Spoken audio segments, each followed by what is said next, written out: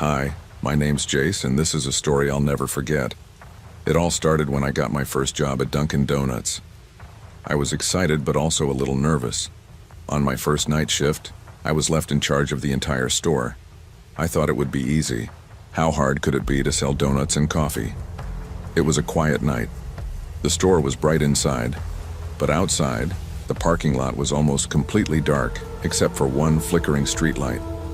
The only car there was an old, rusty red pickup truck that had been parked all night. Nobody came in for hours, so I sat behind the counter, scrolling on my phone. But something felt weird. The air felt heavy, and the lights buzzed louder than usual. Every time the coffee machine clicked or the refrigerator hummed, I jumped a little. "Stop being silly, Jace," I whispered to myself. Then, at exactly 1:58 a.m., the little bell above the door rang. Someone walked in. The man was tall and skinny, and his clothes were soaking wet, dripping water onto the floor. It hadn't rained all day, so I thought, where did this guy come from? He walked up to the counter, his wet boots squeaking on the tile floor. He smiled at me, but his smile didn't feel right. His teeth were sharp and shiny like the edge of a knife. I froze for a second. "Black coffee," he said, his voice sounding scratchy, like he had a sore throat. I nodded and quickly made his coffee. My hands were shaking as I handed him the cup. When his hand touched mine, it was freezing cold, like he had been holding snow. His eyes, bright and strange, stared into mine. "You should leave this place," he said quietly. His voice sounded more serious now. "What?" I asked, but he just smiled again, turned, and walked out. I ran to the window to watch him leave, but he wasn't there. The parking lot was empty.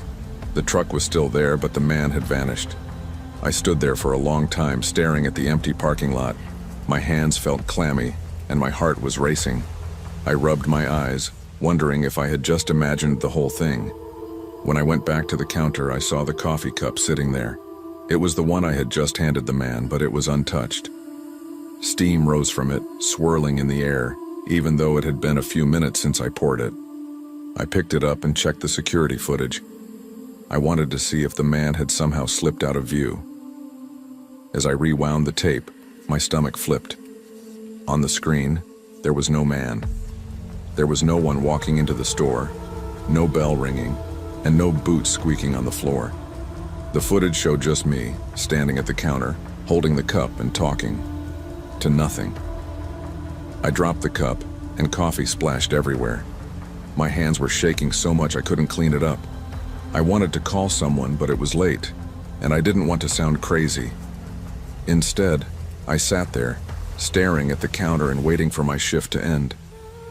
The next night, I told myself I was overthinking. I convinced myself it was just my imagination. But things got stranger. It was another quiet shift, and the parking lot looked the same as before. The old red truck was still there, parked in the same spot, even though no one had ever gotten in or out of it. Around 2 a.m., I went to wipe the glass doors at the entrance. As I sprayed the cleaner, I noticed something. There were fingerprints smeared across the glass, long, skinny ones that didn't look human. They weren't there earlier. I leaned closer to the glass and realized the smudges formed a word. Leave. I stepped back, my heart pounding. My breath fogged up the glass, and I turned around quickly, thinking someone was behind me. The store was empty, but I could feel something. It was like I wasn't alone. "Is someone here?" I called out, my voice shaky. The lights flickered once, twice, and then stayed on. I couldn't take it anymore. I needed answers. That old truck in the parking lot had been bothering me for days, so I decided to check it out. After locking the store, I grabbed my phone and walked outside. The night air was cold, and everything was quiet. The truck looked even older up close. Its windows were foggy and the red paint was peeling. I peered inside, cupping my hands against the glass. At first, I didn't see much, just an empty seat. But then I saw something on the dashboard, a photo. It was a picture of me. My stomach turned and I stumbled back. That's when I heard the door of the truck creak open. I froze as a shadowy figure stepped out. It was the man from the night before, his wet clothes dripping onto the asphalt. "You didn't listen," he said, his voice low and angry. I ran back into the store, slamming the door behind me. I locked the doors and grabbed my phone, dialing 911. My hands were shaking so much that I dropped the phone, but when I picked it up, there was no signal. The man was standing outside now, staring at me through the glass doors. His smile was gone, replaced with a cold, angry glare. Suddenly, the lights in the store went out. The hum of the machine stopped and everything was silent. The man raised his hand and pointed at me, mouthing the words, "Leave." I grabbed my bag and ran out the back door, not stopping until I was far away from the store. The next morning, I called my manager to quit. But when I told her what happened, she was quiet for a moment. "You're not the first," she said softly, "and you won't be the last." That Dunkin Donuts closed a month later. No one ever explained why, but I'll never forget the warning. Some places aren't safe, no matter how ordinary they seem.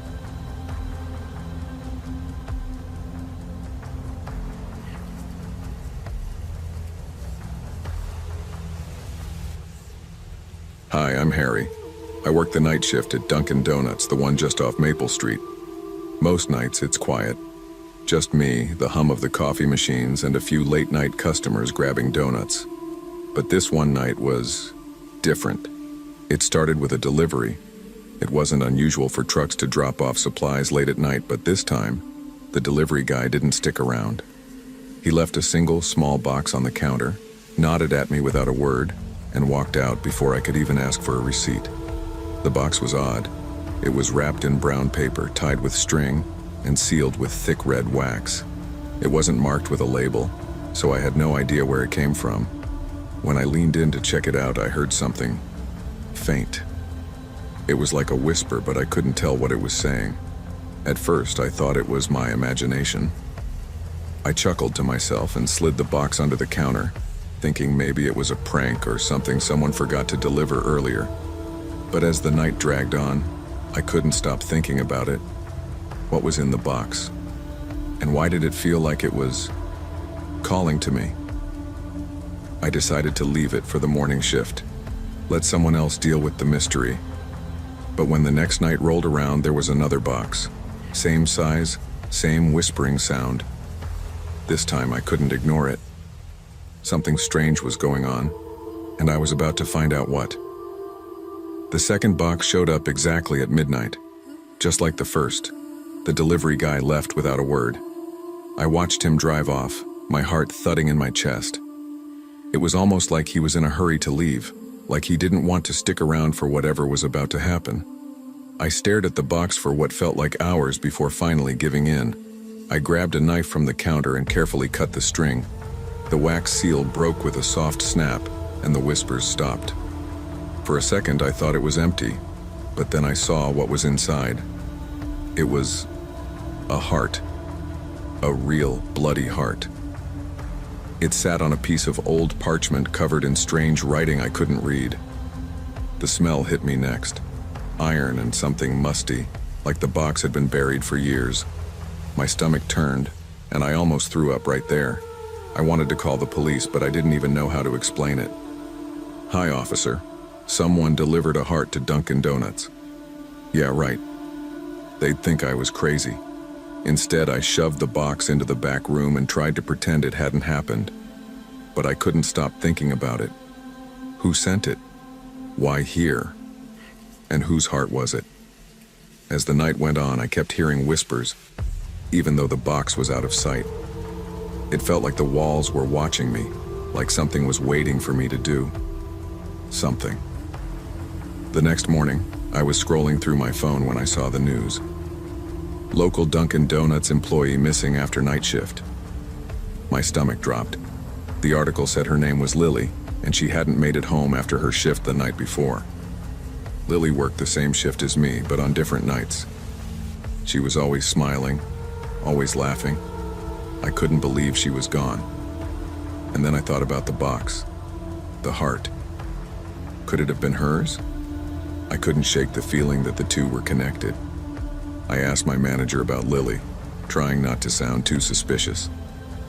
"She was a good kid," he said, shaking his head. "But weird things happen around here sometimes. You've probably heard the stories." "What stories?" I asked, but he just gave me a look and walked away. That night, I stayed late, hoping to find some answers. As the clock struck midnight, I waited by the counter, but no delivery guy showed up. Instead, I heard a faint sound coming from the back room. It was the same whispering, only louder this time. I grabbed a flashlight and headed back there, my hands shaking. The whispers seemed to be coming from behind a stack of boxes. When I pushed them aside, I saw it, a door I'd never noticed before. It was small, hidden, and looked like it hadn't been opened in years. I don't know what made me open that door. Maybe it was curiosity, or maybe it was something else, something pulling me toward it. The door creaked open, and a cold draft hit my face. The room was dark, but when I stepped inside and shined my flashlight around, I froze. In the middle of the room was a table. It was covered in candles, all burned down to stubs.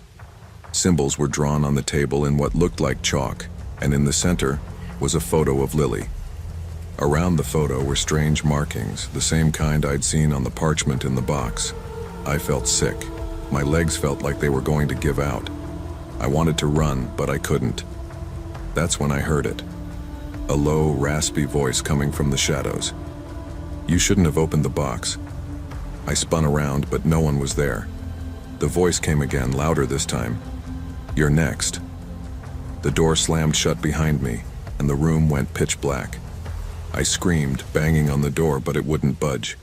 The whispers grew louder, surrounding me, filling my head. Then everything went silent. When I woke up, I was back at the counter as if nothing had happened. The store was quiet, the lights humming softly. I thought maybe it had all been a dream, but then I saw it. The box. It was sitting on the counter, tied with string and sealed with wax. My name was written on the top in bold, black letters. I didn't want to open it.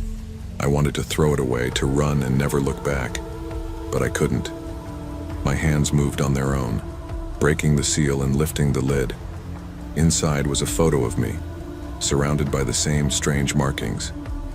Beneath it was another piece of parchment with a single word written on it. "Run." I didn't wait. I grabbed my stuff and bolted out the door, never looking back. I quit the next day, and I've never been back to that Dunkin Donuts since. But sometimes late at night I think I hear whispers, and I wonder if I really escaped, or if the next box is just waiting for me to let my guard down.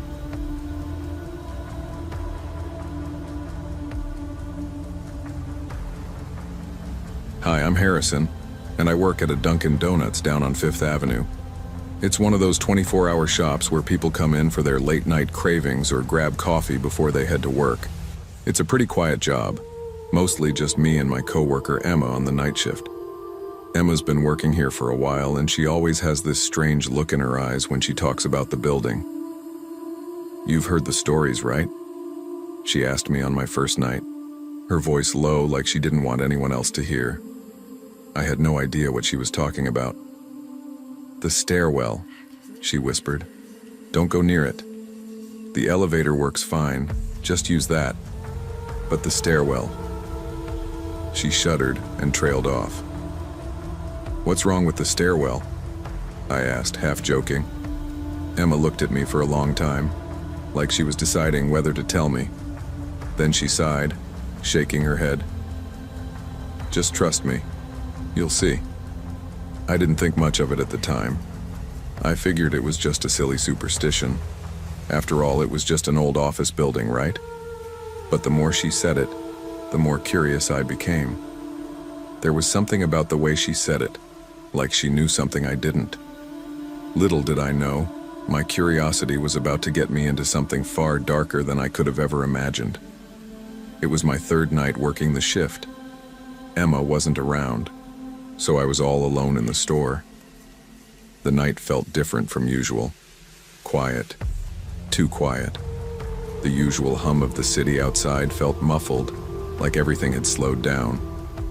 The lights in the store flickered a few times, but I figured it was just the old wiring. I couldn't stop thinking about the stairwell. Emma's warning kept running through my mind. The elevator works fine. That's what she always said. But I couldn't help myself. I needed to see it. After finishing up a few orders, I told myself it was just a quick look. No harm in that. I grabbed my flashlight and slipped through the back door into the hallway of the building. The elevator was right there, but I ignored it. Instead, I walked toward the stairwell door, which was almost hidden behind a stack of cleaning supplies. I turned the handle, and the door creaked open. A cold breeze hit me, and I shivered. It didn't feel like a normal stairwell. The air felt heavy, thick, like something was watching me. I took the first step, then another. The stairs creaked under my weight, but there was something strange about the sound, like it was echoing in a way it shouldn't. Just a quick look, I whispered to myself, but I wasn't sure why I was trying to reassure myself. The deeper I went, the colder it got. It wasn't just the temperature, it felt wrong. The walls of the stairwell were covered in old, peeling paint, but the further I went down, the stranger the walls became. At first, they were just plain white, but then I started to see something strange. The walls were covered in carvings. Faces. Faces twisted in pain, their eyes wide with terror, their mouths open in silent screams. I stopped, my flashlight trembling in my hand as I shined it on one of the faces. It looked almost lifelike, like someone had carved it in the past few hours. A shiver ran down my spine and I took another step. The whispers started. At first it was just a faint sound, something I couldn't quite make out. But then it grew louder, clearer. It sounded like voices calling my name. Harrison ... I froze. I knew no one else was supposed to be here. Emma wasn't due back until the morning shift, and no one else came to the building at this time. But there it was. Someone, or something, was calling me. I turned around, but the stairs seemed to stretch up and down endlessly. No matter how much I climbed or descended, the landing never appeared. My flashlight flickered and buzzed before going out completely. Panic rose in my chest. I wanted to turn back, but I couldn't. My legs moved as though they had a mind of their own, carrying me deeper into the darkness. By now I was sure that this wasn't just a normal stairwell. It was as if the building itself had decided to trap me. The further I went, the more the walls seemed to close in. The faces carved into the walls had changed. They were no longer just scared. They were angry. Their eyes seemed to follow me with every step. I began to hear footsteps behind me, slow and deliberate. I spun around, expecting to see someone, but there was no one there, just darkness.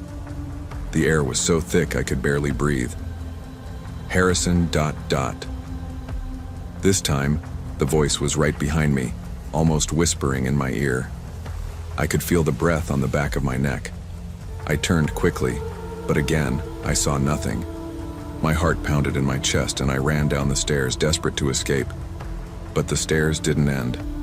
The building felt like it was shifting, like it was pulling me deeper into its heart. The faces on the walls were now screaming. I could hear the whispers of people begging for help. I was trapped, and I realized too late that no one had ever returned from this place. I don't know how long I've been in this stairwell. Time doesn't seem to matter here. Every time I think I'm close to the bottom, I turn and see the same endless steps stretching upward. The faces on the walls keep changing. They stare at me with eyes that seem to know every fear I've ever had. The whispers are louder now, more desperate. Harrison, help us. You're one of us now. I finally understand what Emma meant. The stairwell isn't just part of the building. It's part of something much older. A place where those who enter are never meant to leave. And now, as I take my final steps, I know there will be no escape. The next person who dares to walk through the back door of Dunkin Donuts will find the stairwell waiting for them, just like it waited for me. And the whispers will call their name too.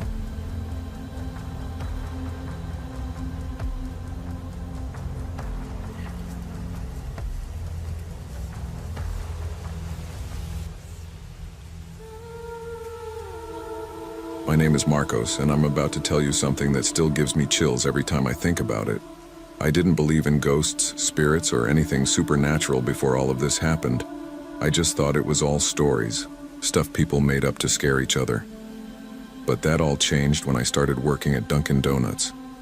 It was my first job, and honestly, I was excited. I loved the idea of being around coffee and donuts all day. Even though it meant working late hours, I didn't mind. I thought it'd be fun. But I was wrong. So wrong. I had only been working there for a couple of weeks when I first noticed him.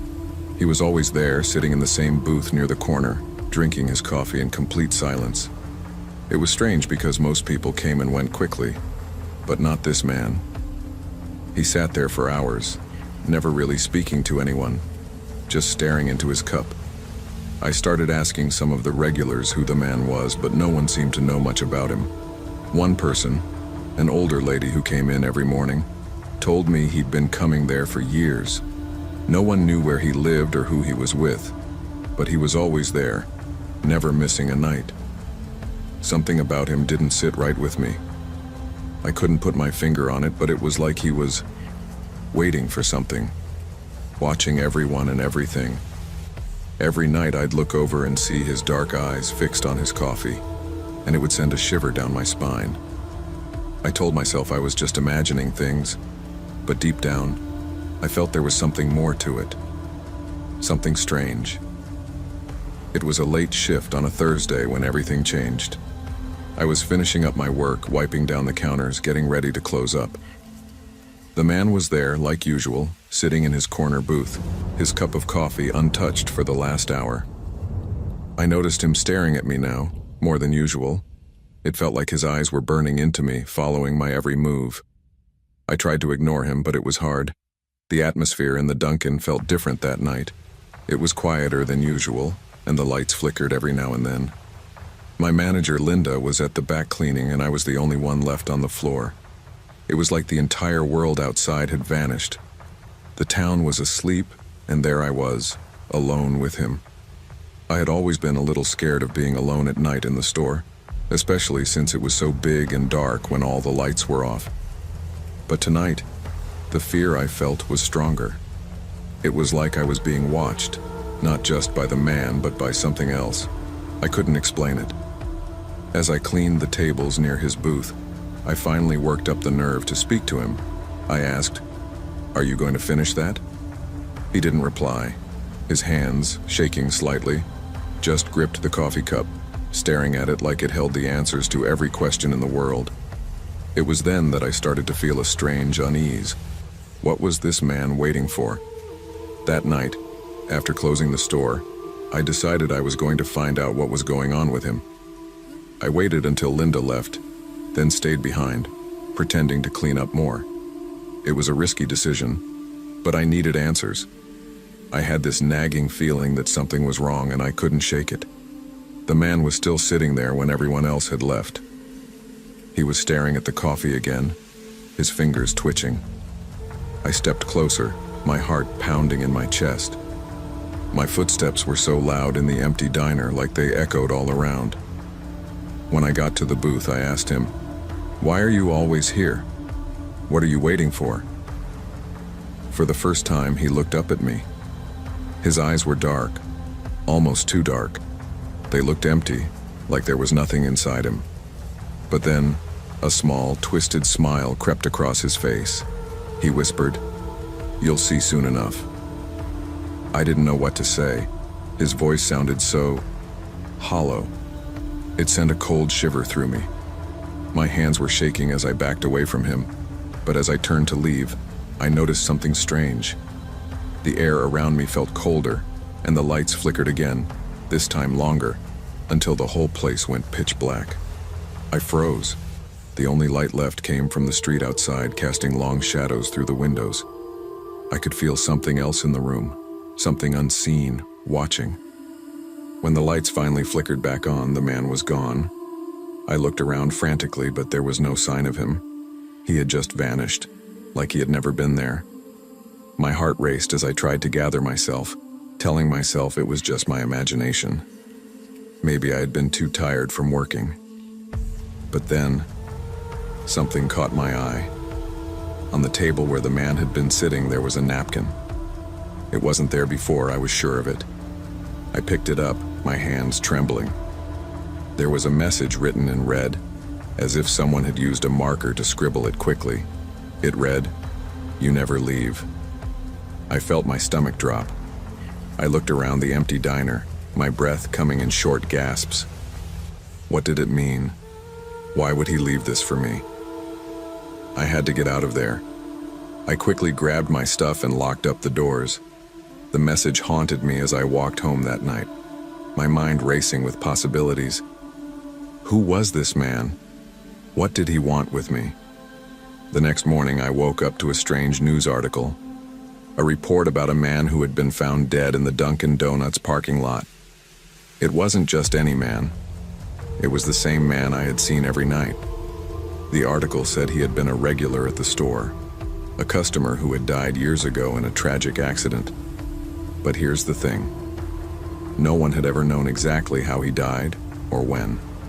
His death was shrouded in mystery, and now, with his name coming up again, people were starting to whisper. I couldn't believe it. How could this man who had died years ago still be haunting the Dunkin? Was it possible? Had I somehow been interacting with his ghost this entire time? My mind raced as I tried to make sense of it all. The message he left me, "You never leave." Was that a warning? The truth hit me all at once. That man wasn't just a ghost. He was stuck, just like me. Trapped in that same place, in that same booth, unable to leave. And now, I was part of the story. I was the one who would never leave.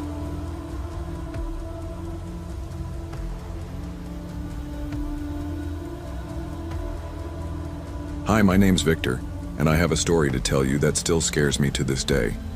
I work as a reporter in a small town, and recently, something strange started happening. People started disappearing one by one. At first, it didn't seem that unusual. I mean, people go missing sometimes, right? But this was different. These people were all last seen at the same place, the Dunkin Donuts down on Maple Street. I knew the place well. I'd often stop by for coffee during my shifts. But this was more than just a couple of lost folks. Something about the way they vanished felt wrong. I decided to investigate. As I spoke to more people around town, they mentioned one thing that stood out.